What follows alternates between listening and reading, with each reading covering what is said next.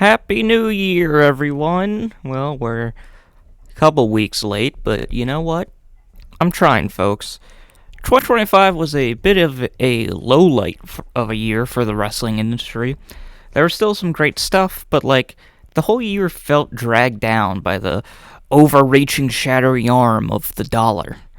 WWE has decided to build a monopoly on bad wrestling, with AAA and TNA joining their ranks.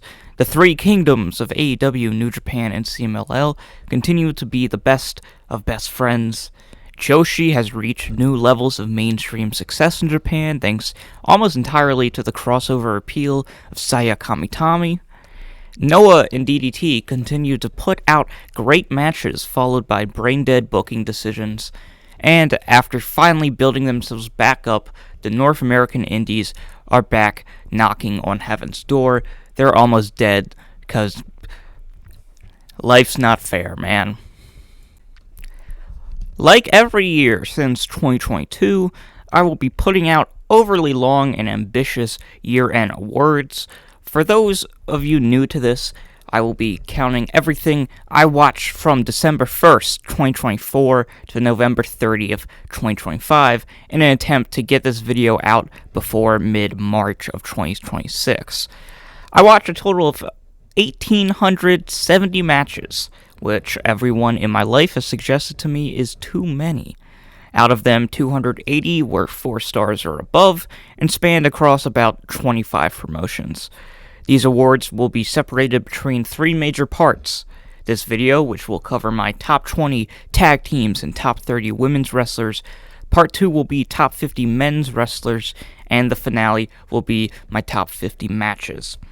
There will also be a few hidden awards spread throughout, such as Promo of the Year, Hangman Adam Page.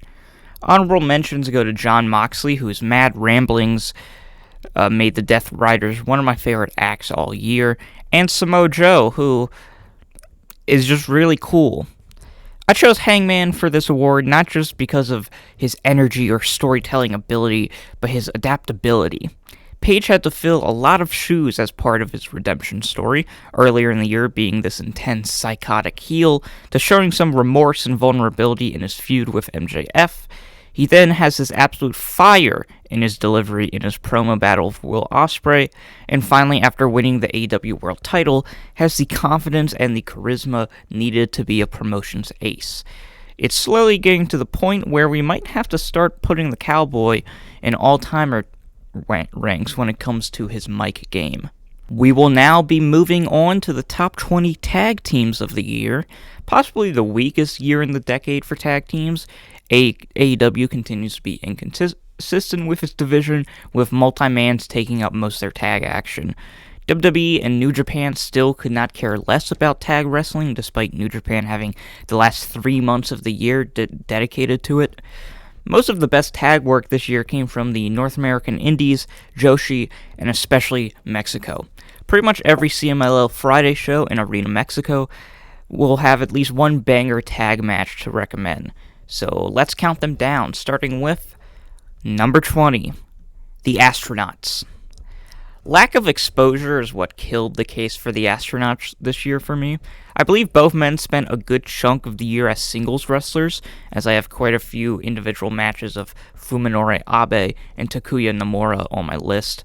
I'll keep it short. When these two are together, they provide some of the most hard-hitting tag matches you'll ever find. The battle art style is one a lot of wrestling nerds will gush over, and the Astronauts have essentially kept that promotion's memory afloat by themselves for the past couple years. Their self-produced fighting detective shows are also must-watch every year. Number 19, the Knockout Brothers. At the very end of New Japan's year, the Knockout Brothers would come back from excursion in the UK to breathe new life into the dead tag division. They just bring a level of personality that the other teams in the promotion lack. Yuto Ice has quickly established himself as the standout of the team. This dumbass, cheesy 90s American gangster gimmick is one that would fall apart if Ice himself didn't fully commit to the role.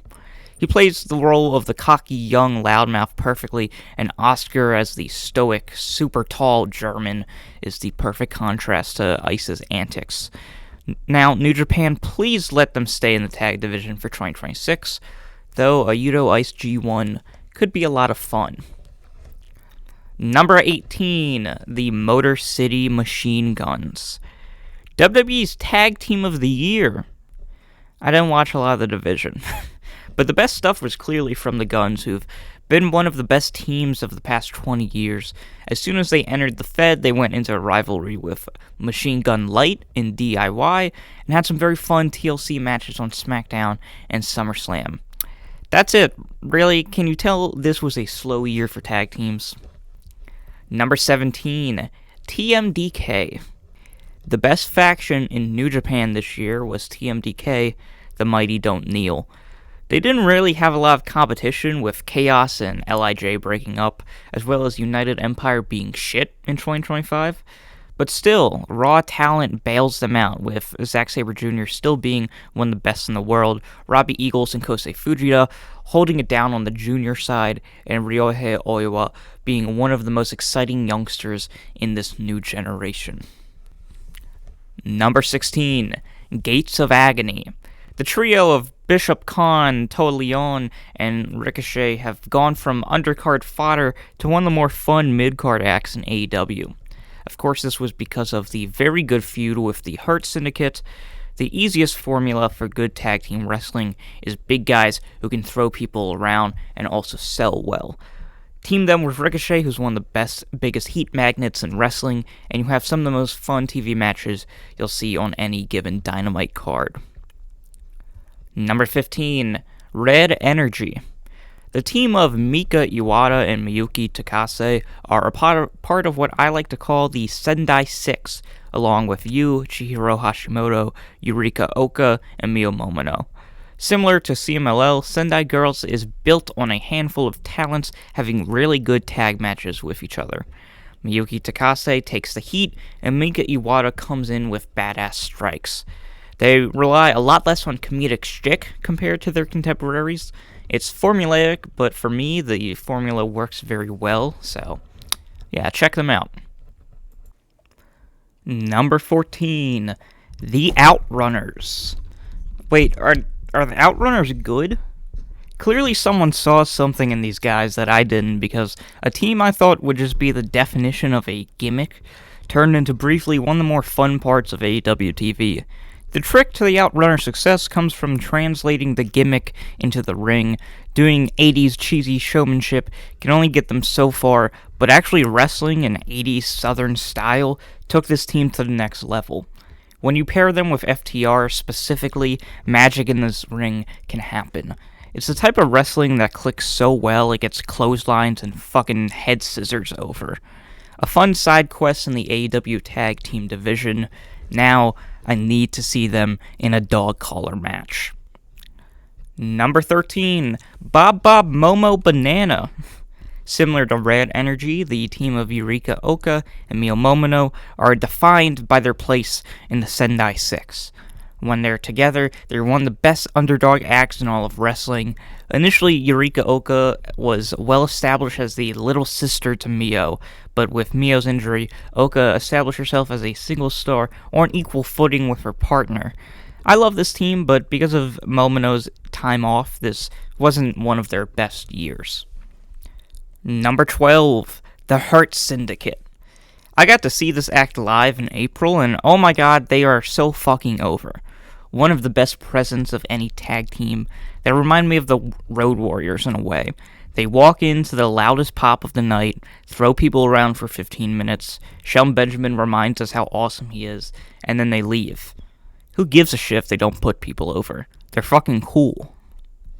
Number 11, Paragon. Death to the Undisputed Kingdom. Long live Paragon. Roderick Strong and Kyle O'Reilly are fucking awesome. Whether you're a casual or a hardcore fan, chances are you love these two, and their pairing works so well. Roderick Strong wrestles at an astoundingly consistent 4-star level, and Kyle came back from goddamn neck surgery to still be one of the best mat-based wrestlers out there. Whether it's chops or kicks, backbreakers or knee bars, wrestling together or separate, Paragon just fucks. Number 10. Violence is Forever. DPW has established themselves as having the best tag team division in all of the United States, and right at the top as their ace was Violence is Forever. What I love about the VIF is how they perfectly blend the modern, fast-paced, frenzied action of current indie wrestling with the old-school, psychology-focused Southern style. It's not a throwback, it's an evolution. Kevin Koo and Dominic Garrini always manage to throw in something interesting in their match structure. I don't know if anyone on the independents has as good of a limb-selling performance as Kevin Koo, or as exciting of a hot tag as Garrini. This year, they may have found their best rival, and it led to my favorite tag match of the year, with, speaking of Rich, the GYV, the Grizzled Young Veterans, come in at number 9. The other half of the best tag rivalry of the year is the GYV. Often overlooked by the WWE and AEW, Grizzled Young Vets have established themselves as the top tag team on the independent scene, whether we're talking about America or the UK. They've mastered the cutoff, attacking their opponents with viciousness, and when it's time to sell, there isn't many teams I enjoy watching get their ass kicked like them. Their violent southern bloodbath with VIF was the best showcase of what tag wrestling can be that I saw all year. Number 8, Team 200 Kilograms. The final and best part of the Sendai 6, Chihiro Hashimoto and Yu are still my favorite Joshi tag team. Yu is pretty formulaic and sometimes relies on shtick, but it balanced out by just how good Chihiro is.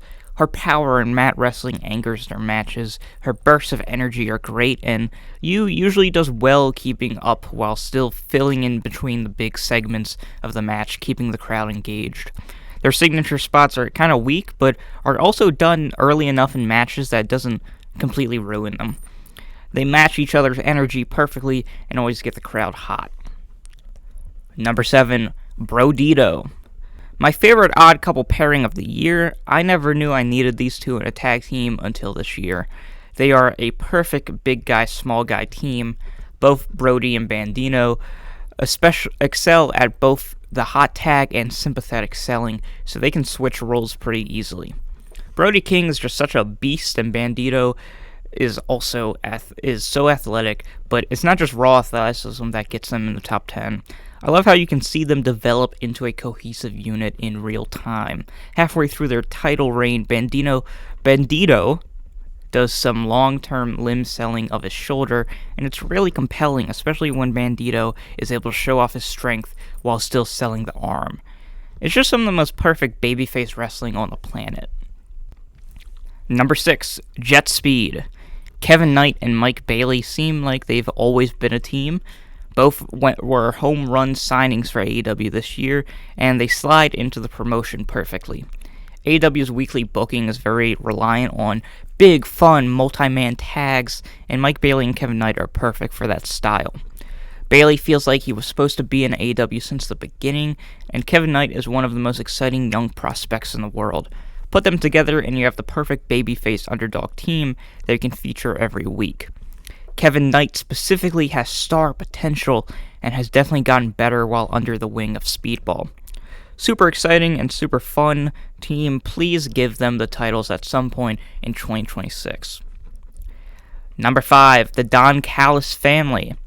I mean, yeah, they better make it on the list. There's fucking 20 of them.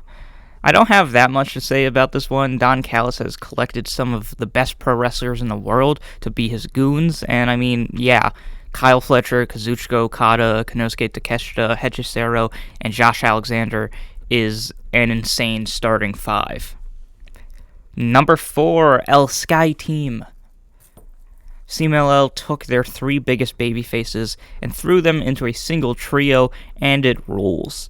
Obviously, Mystico is the captain, as he's the ace god king of Lucha Libre. Then you surround him with 2 of the most athletic luchadors in the world in Neon and Mascara Dorada. You have a fireworks show every week in Arena Mexico. CMLL fucking kills it when it comes to tag wrestling. Neon and Dorada are so obviously the future aces of Lucha Libre, and teaming them up with the biggest box office attraction CMLL has seen in decades has done so much for them. All three of them are excellent hot tags, and Mystico is still one of the best babyface sellers in the world. CMLL Rudos beware of El Sky Team. Number 3, the Young Bucks. They simply do not slow down. Even if you're not a big fan of their work, you cannot deny that the Young Bucks are objectively one of the greatest tag teams in North American history. What they may have lost in athleticism, they are still able to make up for in heel tag team psychology. They're still great, and chances are they will be somewhere on this list next year as well. This was one of their weakest years, and they're still in the top 5, which that might say more about the state of tag team wrestling, but let's look on the positives. Number 2, the Death Riders. Some people think this faction sucks. I think those people are silly. No team in wrestling can hold a candle to the Death Riders when it comes to storytelling and characterization. Together they feel one part dojo, one part cult, and one part biker gang. Each member has a distinct role that they play perfectly. Jon Moxley as the psychotic, scheming leader, constantly rambling the group's message. Claudio as the stoic but violent enforcer. Pac as the wildcard egomaniac. Yuta and Daniel Garcia as the young, arrogant technicians that can get their ass handed to them and still get bailed out by Big Brother Claudio. Too often in wrestling do factions just feel like a bunch of guys loosely connected aesthetically. But what the Death Riders bring is an agenda, a purpose, a calculated method to the madness, and it is violent brilliance. And the number 1 tag team in the world in 2025 is FTR. FTR have dominated this decade of tag team wrestling, bringing the old school southern style of the Midnight and Rock and Roll Express into the modern era. There is nothing left to say about FTR outside of this. 2025 was a down year for them. For the most part, they were on the sideline, either backing up Copeland or being trusted to test the newer teams of Jet Speed, Outrunners, and Brodito. You'd think they would slow down and take a year off from being the best team in the world, but no. They truly are the top guys and the top tag team of 2025. Before we get into the top 30 women of the year, let me just give a quick shout out to my 2025 Rookie of the Year, Senka Akatsuki. At only 19 years old, Senka already feels like a star and has been tearing up the Joshi independent scene, and hopefully her fiery performance against Aja Kong was just a hint of the wrestler she will become. Now on to the top 30 women's wrestlers, starting with some honorable mentions of Mariah May, Bozilla, Lena Cross, Harley Cameron, and Queen Aminata. Number 30, Lyra Valkyria. God bless Lyra for trying to get well-worked European mat wrestling over in the Fed. She rarely gets the opportunity to shine as a wrestler, but when she does, she makes the most of it. The way she moves and transitions between holds is super smooth. Sadly, WWE fans don't react to good technical wrestling, but even when she's being worked over, she can still suck you in with her sympathetic selling. She's great, and honestly, out of the new gen of WWE women, she clearly outshines the likes of Tiffany Stratton or Jade Cargill. Number 29, Willow Nightingale. Why won't AEW push you, Willow? Well, now they have, but that's after I wrote this video. Probably the most naturally likable woman in North America, Willow Nightingale has genuine enthusiasm and stage presence that hooks you into her instantly. And she's been incredible in the ring when given the chance. Her power is the obvious highlight, but her willingness to get violent juxtaposed with her happy-go-lucky character is striking. Her selling is also just so natural. Like, why isn't she your world champion already?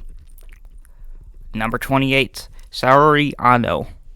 The Marigold excursion may have done short-term damage to Stardom's roster in terms of depth of talent, but in exchange, so many stars leaving has allowed others to rise, with one of them being Saori Ano. Saori is extremely underrated for what she does. She's a jack of all trades, skill-wise in the ring. She's a striker, submission specialist, and acrobat all rolled into one, and really seems incapable of having a bad match with anyone. Some of her best work came in the form of tag action with Natsupoi and the rest of the Cosmic Angels faction. I honestly don't tend to watch a lot of Stardom, but whenever I see Saori match, I'm seated. Number 27, Nane Takahashi. Damn, turns out all it takes is a good retirement run to make me turn on a wrestler completely. Nane Takahashi has never been a very compelling worker to me. She's always just felt slow and one note, another face in the sea of undercard Joshi tag matches. However, when a promotion treats you like a star, a legend, deserving of a ceremony, that booking can bring the best out of a wrestler.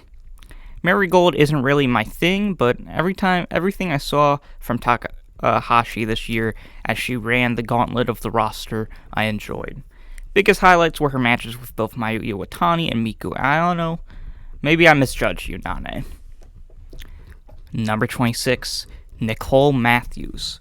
One of the best kept secrets of the US Indies for close to 2 decades has been one Nicole Matthews. While she's bounced around under the radar in the US and Canada, 2025 felt like the year she finally got the recognition she deserves. Her run at the top of the DPW women's division was some of the best work on the independent scene all year. Nicole not only is a great mat wrestler, but is one of my favorite characters in wrestling. She's someone who very much understands the inherent comedy in pro wrestling. A lot of wrestling is structured kind of like a joke. Setup followed by a turn around where the heel takes control, and then the punchline of the heel getting their ass kicked. And there are very few who are as good in control and as good at getting their ass kicked as Nicole. Number 25, Hazuki. One of the breakout stars of Stardom the past few years, Hazuki has been one of the consistently most entertaining Joshi wrestlers all year. Her match with Monet at NJPW Strong Style Evolved really elevated her into the public eye, but she's been cooking all year. Whether it's singles or tag action, Hazuki's matches have the smoothness and speed. Definitely hope Stardom listens to the fans and turn her into a true main event player going into 2026. Number 24, Mina Shirakawa. Honestly, I was never super high on Mina while she was in Stardom and even her early AEW run, but in 2025 it's undeniable that she's upped her game and put the work in. She's always had the charisma and the energy, but working with the ultra-talented AEW women's division has brought out some of the best matches of her career. It's pretty hard to have a bad match against the likes of Athena, Monet, and Toni Storm, but Mina more than carries her weight when it comes to big singles matches. She's a very good seller, her tag work with Storm was consistently good, and her willingness to go out and do hardcore spots adds a variety to her year that others don't have. Number 23, Miyuki Takase. I already talked about Red Energy earlier in the video, but Miyuki Takase is one of the better tag workers in the world and plays a great foil to the more serious and stoic Iwata. Number 22, Shuri. Sadly, I only watched 5 matches of Shuri this year, but my god, they were pretty much all great. Shuri might be the perfect template for the modern Joshi wrestler. Great at selling, has the fighting spirit of a goddamn Spartan, willing to take crazy bumps, and one of the stiffest strikers in the world.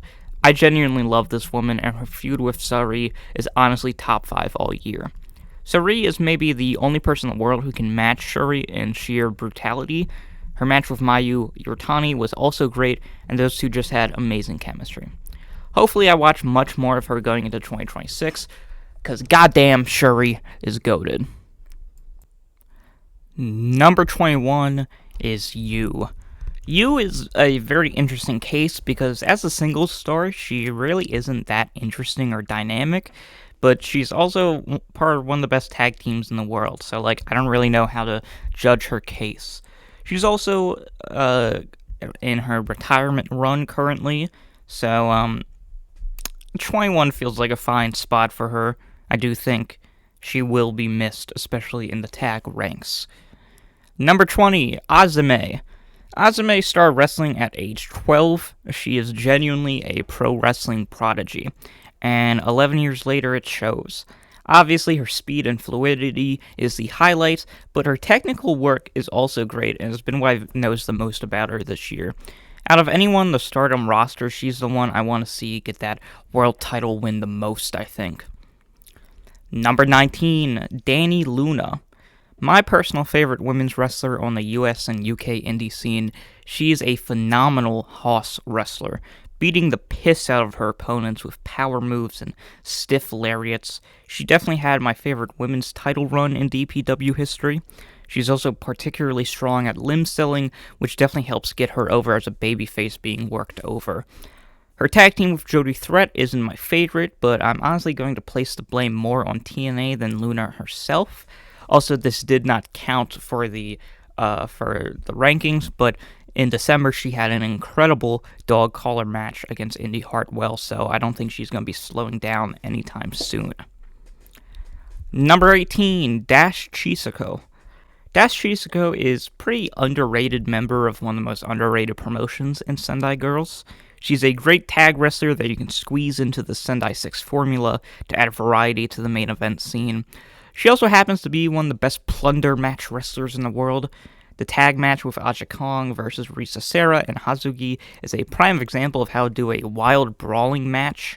It is a very fun hardcore match that doesn't rely on overly complicated spots, just fun brawling. Dash is a badass and one of my favorite personal discoveries that I made in the world of pro wrestling all year. Number 17, Suzu Suzuki. Always the bridesmaid and never the bride. Suzu Suzuki spent almost the entire year hovering around the main event scene but never getting that goddamn title. I honestly doubt she ever will, just looking at Stardom's history and who they choose to push. Suzuki doesn't seem like the type to win the red belt. She just doesn't slide into the same category as most of the top Joshi Stardom stars. Suzuki is a violent brawler, which is such a nice contrast to the highly athletic strikers that fill Stardom's roster.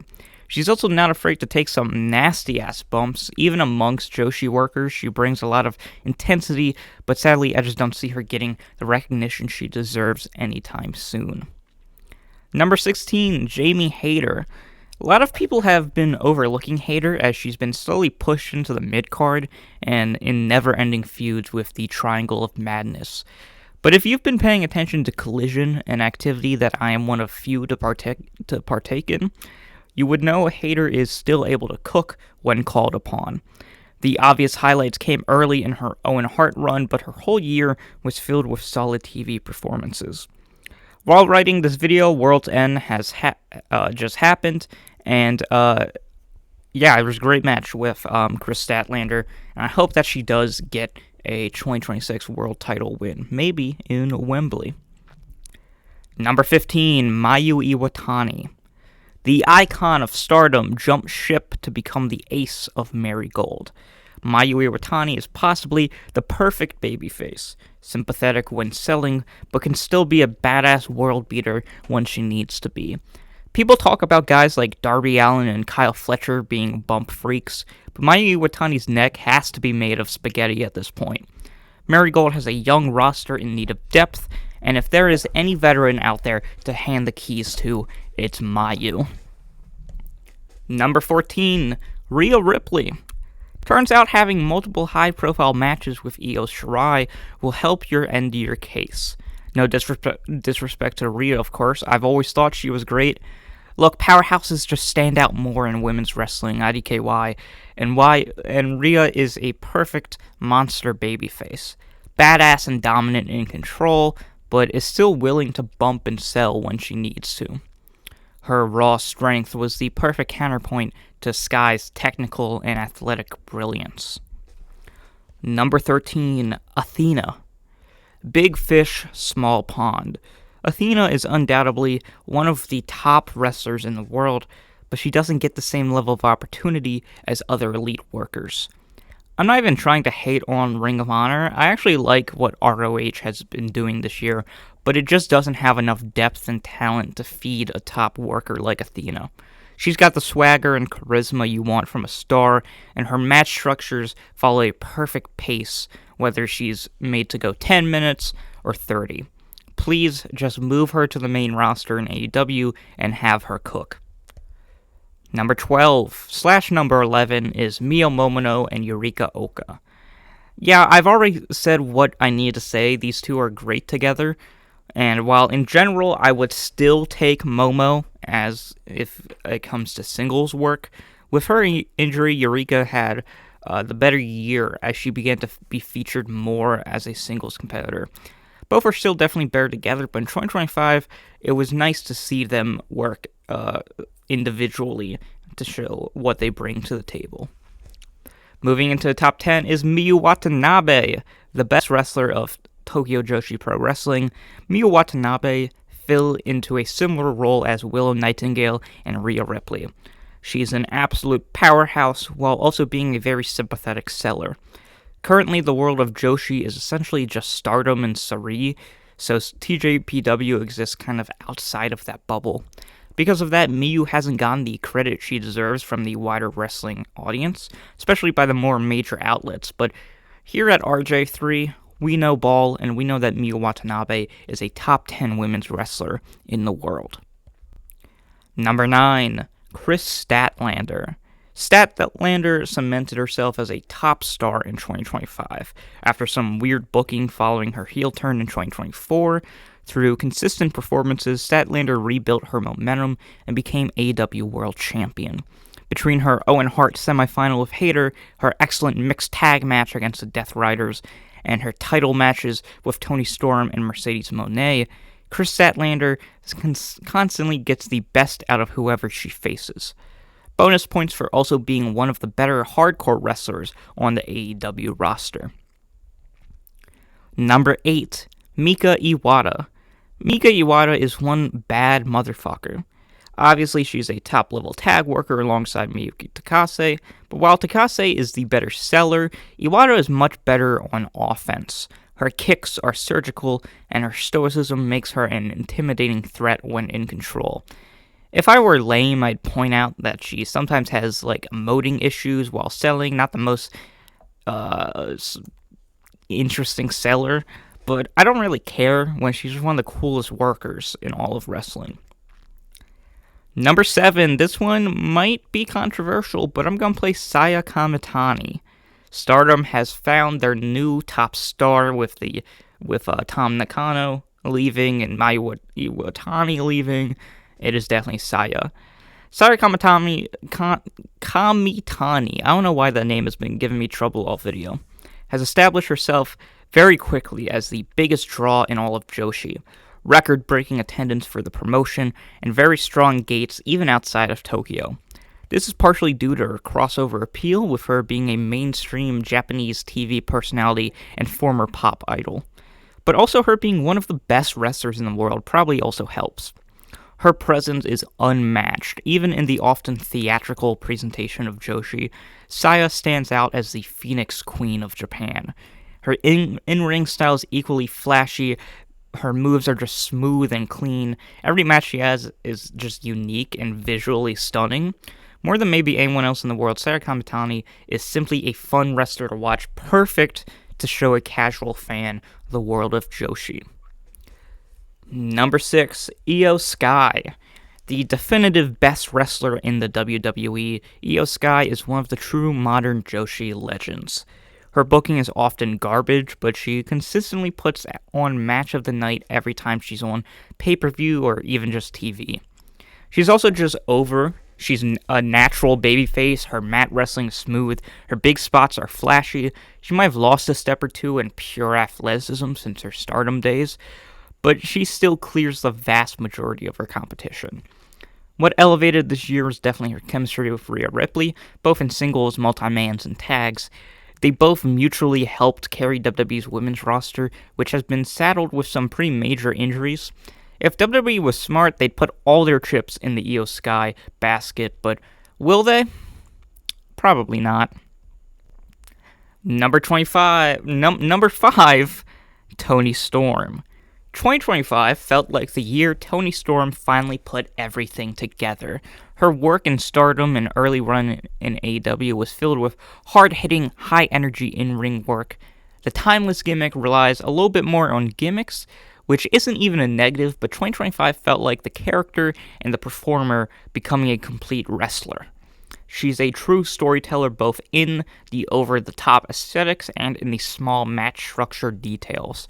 Some of her matches really shine a light on how good of a complementary piece Storm can be.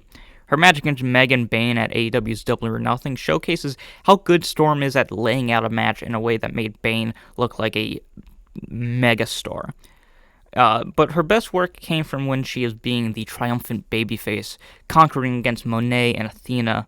Although her best match is obviously the Revolution Hollywood ending with Mariah May, a true epic in pro wrestling storytelling and a perfect ending to one of the promotion's best stories in its early young history.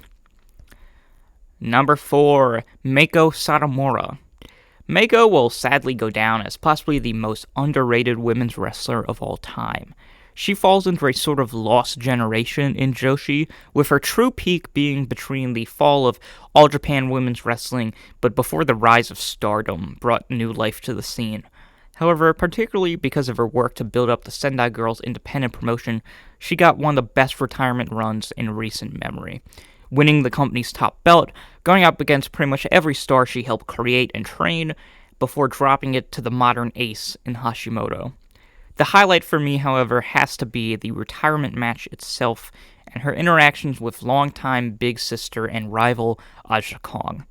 It was one of the most emotional moments in pro wrestling all year, and proved that Meiko still had it till the very end. Number 3, Sari. Sari, in many ways, is the opposite of Saya Kamitani. When I wrote this, their New Japan Wrestle Kingdom match hadn't happened yet, and as I'm recording this, I actually haven't gone back to watch Wrestle Kingdom. I'm actually very far behind in wrestling right now. While Saya focused solely on dominating Stardom, Sari became instead a wandering conqueror, main eventing not just Stardom, but Sendai Girls and Marigold shows, as well as her own Sariism shows. While Saya appeals to casual and new fans, Sari is beloved by the more hardcore base of wrestling fans. Saya's style is flashy and athletic, while Sari's is more direct and brutal. Both wrestlers are incredible and their perspectives on wrestling valid. Both have truly elevated Joshi wrestling to new heights and are two of the most influential workers of the 2020s. Sari, however, I find myself just liking slightly more. Sari is just kind of more artistically interesting to me.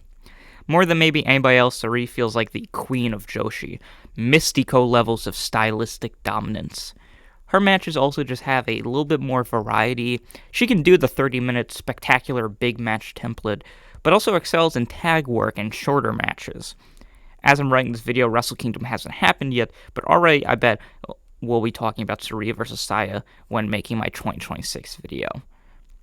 Number 2, Mercedes Moné. People will try to convince you that Mercedes Moné sucks. Those people aren't to be trusted. The beauty of Moné is that she's not good at everything, which I know sounds like a backhanded compliment, but it's genuine. Every wrestler nowadays wants to be good at everything, which is kind of boring. A wrestler with weaknesses almost immediately makes their matches more interesting. Moné is oftentimes sloppy in execution. Her holds and transitions border on botched territory, but it works for her character. When she locks in a submission, it doesn't feel like a polished bit of technical brilliance. It feels like a scrappy, desperate heel clinging on for dear life. She makes every opponent look like the best in the world. She is the ultimate chicken shit heel, while also being incredible enough to be a dominant champ. She's simply the greatest North American women's wrestler of all time. And number 1, Chihiro Hashimoto.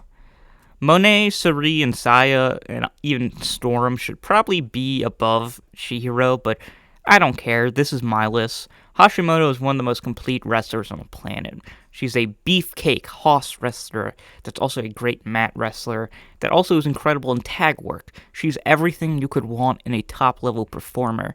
throughout this entire video, I've really been putting over Sendai Girls as a promotion, and it's for good reason. It's wrestling at its most simple and bare bones. All killer, no filler. And that's honestly the best way I can describe C-Hash. Her few appearances in Stardom were also standouts. In a year where women's wrestling saw unprecedented mainstream success, I will gladly state that the best in the world wasn't from a massive company like WWE or AEW or even Stardom, but instead from the independent scene. And I don't know, man. I think that's kind of cool. Join us next time where we'll be going through our top 50 men's wrestlers. Bye.